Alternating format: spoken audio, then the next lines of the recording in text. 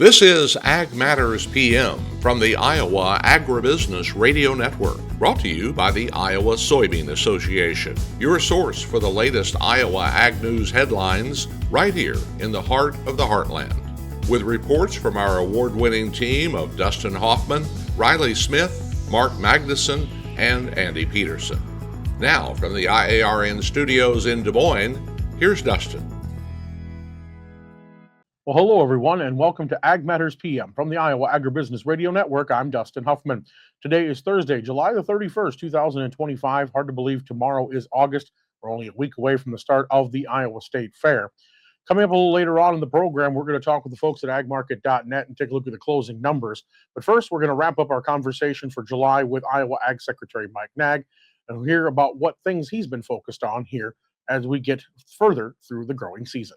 The concerns that has been raised all over the country, we've been kind of taking care of it and kind of leading the way here in Iowa, and that's foreign ownership of land. And, you know, we talked about it a couple months back, but what are you hearing now from the Secretary, and what seems to be the message you're getting?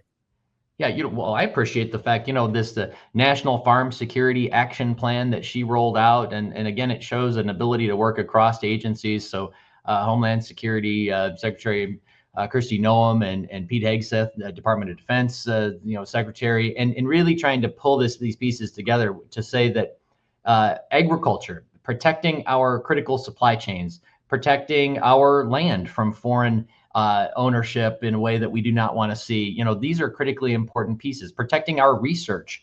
And these aren't just things that are theoretical. These are things that throughout time we've seen attempts from foreign actors to come and steal our technology, steal our innovation.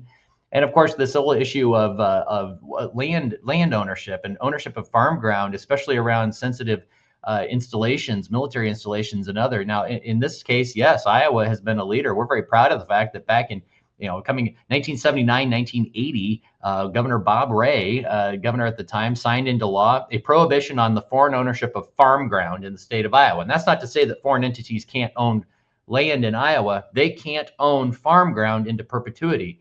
And that is right. We should want farmland in the hands of Americans. And in fact, we strengthened that law back in 2024, gave the Attorney General some additional tools to go enforce and ensure that we could say that those laws were being upheld in the state of Iowa. And I think it has served us incredibly well. Frankly, we think it's a model, and others have said it's a model for other states. And we think we ought to have those kinds of protections in place at the national level as well. So I was very encouraged. And I appreciate the fact that Secretary Rollins continues to bring a focus on things that are so critically important. These are essential ingredients to protecting U.S. agriculture. And I'm glad to see the work. Now, another topic, water quality, is something we've been talking about at length for many years now, Secretary. But, last couple months with the rain that we've been getting, the Des Moines Water Works, issuing statements about nitrate levels in the water and how much they can handle and all that. And it's been an interesting conversation, probably a good way to remind farmers once again that this is a partnership, urban and rural, and, that there are methods that are working with, we talk about with the nutrient reduction strategy and much more. Yeah, absolutely.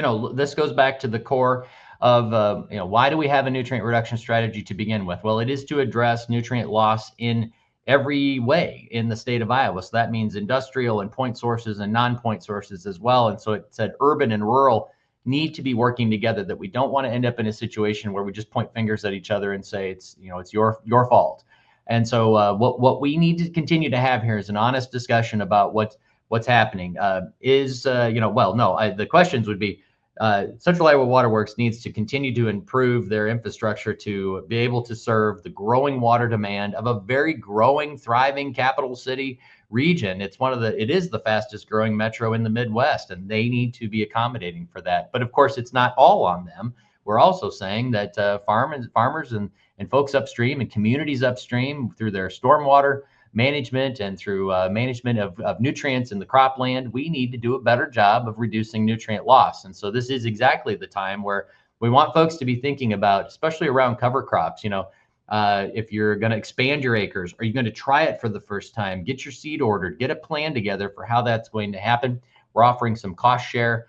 So we would encourage folks to get into your county conservation office, sign up for cost share. We offer $30 per acre cost share on cover crops for a first-time user. And believe it or not, Dustin, we still have 1,000 new cover crop users every year. You think, well, at some point we're going to run out of folks that are interested. And what we see is a continued growth, a continued increase of folks that are using them and wanting to try them. And that's why we offer that differential, $20 per acre for a repeat user.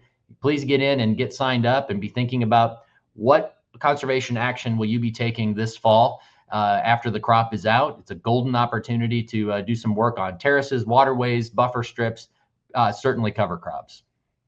All right. Well, Secretary Naig, look forward to talking to you again this year at the Iowa State Fair. And thanks so much for joining us again this month. You bet. We'll see you at the fair. That again was Iowa Agriculture Secretary Mike Naig, and we'll be talking to him again next week on Ag Matters PM to hear what's going on at the Iowa State Fair. We're going to take a short break and hear from our sponsor, the Iowa Soybean Association and the Soy Checkoff. When we come back, it's the closing markets. This is Ag Matters PM.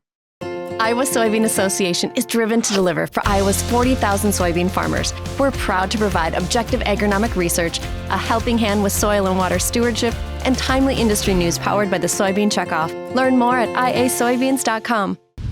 It's time now for the Ag Matters PM Closing Market Summary, your source for market analysis and settlement prices from the day's trade in Chicago, courtesy of the folks at agmarket.net. We're back on Ag Matters PM here on the Iowa Agribusiness Radio Network, and time to run down the closing markets. We're being joined by Jason Meyer of agmarket.net up there in northwest Iowa. And Jason, what did we see happen in those grains today?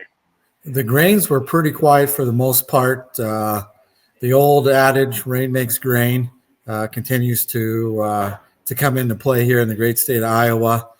Corn actually finished the day up in the green, and beans were down about 7 to 8. So I think the biggest issue on the soybean market is that we have zero exports of new crop beans with China. So the marketplace is getting a little concerned about that. Then you look at the weather forecast. They always say August is the month for soybeans. As you go forward, this weather for August, the first 10 days is looking fabulous. Mid 70s for the high in Iowa with plenty of moisture. And then I also think we're starting to see the dollar maybe break out to the upside again. So that's putting some pressure on the ideas when you talk about the export markets here. You know, and it feels like we've been talking about the weather situation, obviously, for the past month or so. And we were talking before we went on air here about how dry it's been in years past. So it seems like no matter if it's been dry or wet, it's always been weather, obviously, that moves the markets. But obviously, you said grains weren't that heavy today, but cattle really seemed to have the interesting day today. Why don't we go over to livestock and talk about that? Yeah, the cattle market at one point in time was limit down today. A big reversal on the charts here. Nothing really major that we can newsworthy that we can see here today. It is the month end, so maybe some of these funds are taking some profits. It's been a great month for the cattle bulls here, so the fund managers might be wanting to put some of that money in their back pocket here. And then feeders, we're starting to get to a seasonal time frame where maybe the seasonals on feeders are a little bit bearish here moving forward. But yeah, what a big day in the cattle markets for sure. And really considering how much of the meteoric rise that cattle have had, having one day where it gets close to limit down really isn't going to break the complex by any means. Not by any means. Now, if this was the middle of the week or middle of the month, it might be a little bit different story. But yeah, it just feels like it's month in and some profit taking, and it's less than 3% of a move on the cattle markets today. And it's just nice for the cattle hedgers that have been paying tons of margin calls here, just have a day of reprieve. All right, then moving over to the hog side of the equation, how did they fare? Hogs actually finished up a little bit better today. I think what's kind of driving hogs is Brazil. Brazil bought quite a bit of pork here today. Kind of feels like they're front loading the tariffs that are going to be coming on relatively quickly here. All right. Well, lots of great information there, Jason. If folks want to get in touch with the group at agmarket.net, what's the best way for them to get in touch? Go to our website and check us out at agmarket.net and give myself or one of my teammates a call, and we'll be happy to work with you. All right, Jason. We thank you so much for the insight. We'll talk to you again real soon. Thanks, Dustin. Everybody have a great day now.